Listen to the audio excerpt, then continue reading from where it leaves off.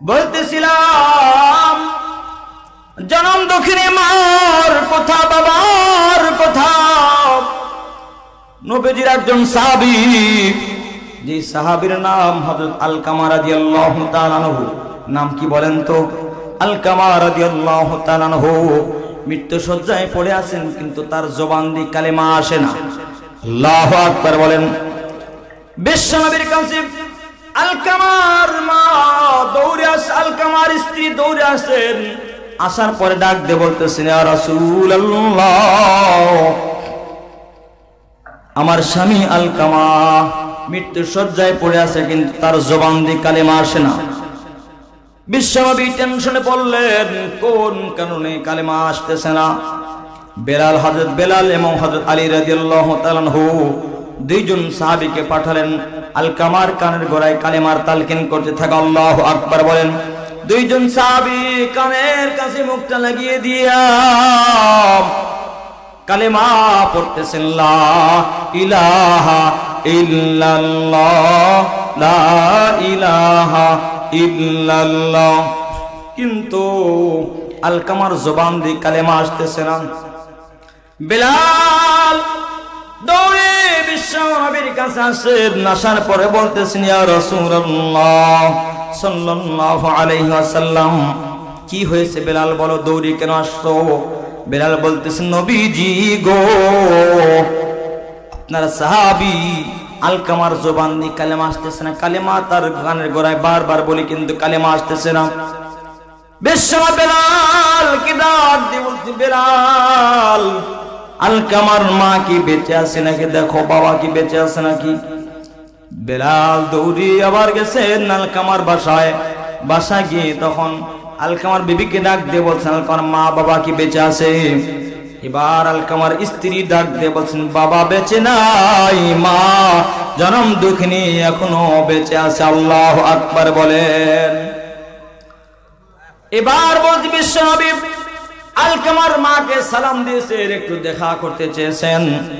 এই কথা বলার পর আলকামার মাকে ডাকার জন্য আলী হযরত বেলাল বলছে, আলকামার মা কোথায়?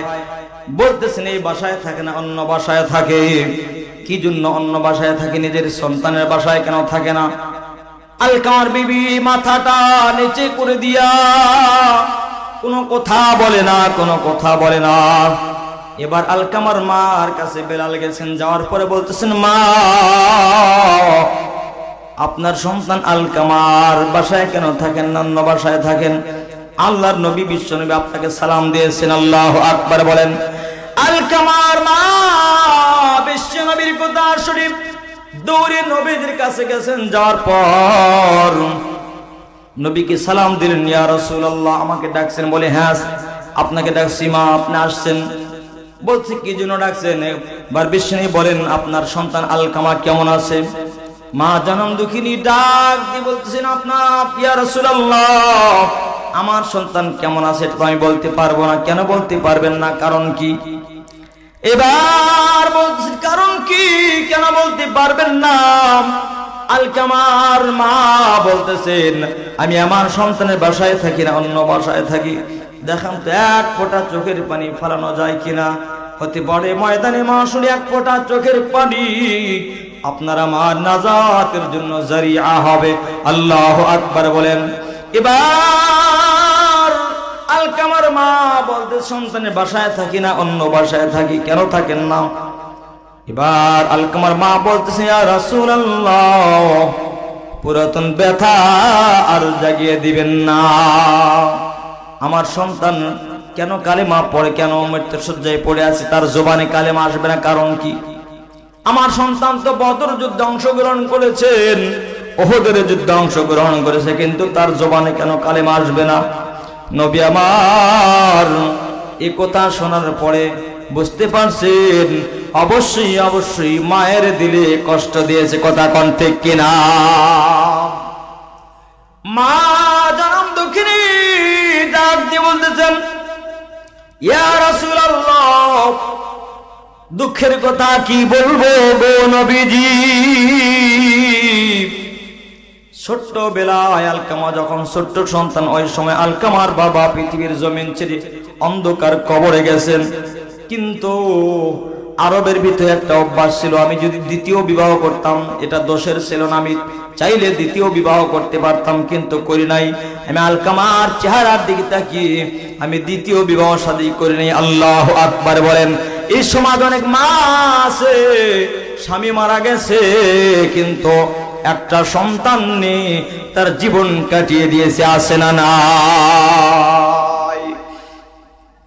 ভাইয়ের আমার, বন্ধুরা আমার, এবার আলকামার মা বলতেছেন, ইয়া রাসূলুল্লাহ, আলকামা যখন আস্তে আস্তে বড় হইল, বড় হওয়ার পর ওই আলকামা একদিন হঠাৎ করে স্ত্রীর কথা শুনে আমি মাকে এমন আঘাত করেছে, এত মার দিয়েছি ইয়া রাসূলুল্লাহ, এই যে দেখেন আমি মায়ের শরীরে কত আঘাত করেছে। হাতের আস্তিনগুলো মা উপরের দিকে উঠিয়ে বলছেন কি পরিমাণ কষ্ট আমাকে দিয়েছে আপনি একটু দেখেন।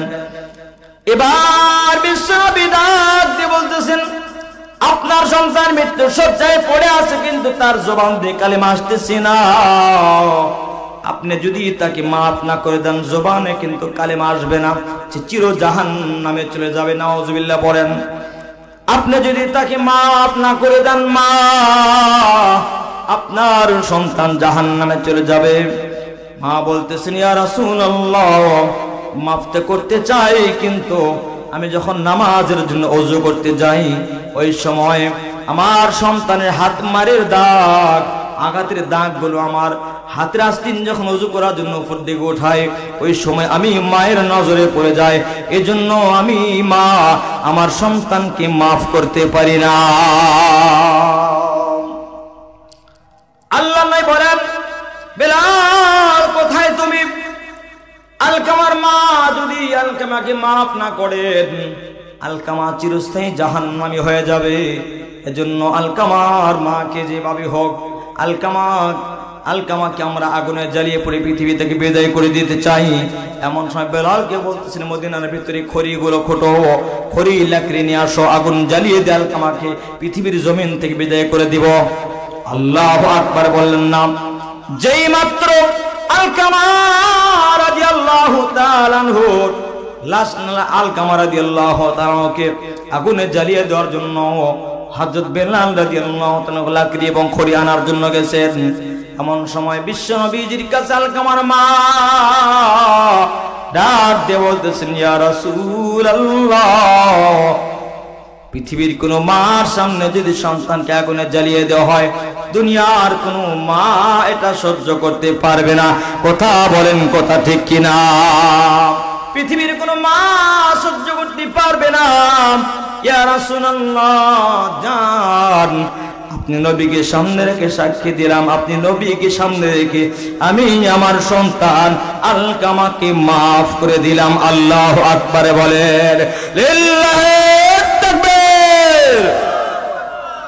যেই মাত্র মা বলছে মাফ করে দিলাম, আমার নবী বেলালকে বলতেছেন, বেলাল যাও আলকামার কাছে চলে যাও, এবার দেখো তো মা যে মাফ করে দিয়েছে এখন দেখো তো কালেমা আসে কিনা।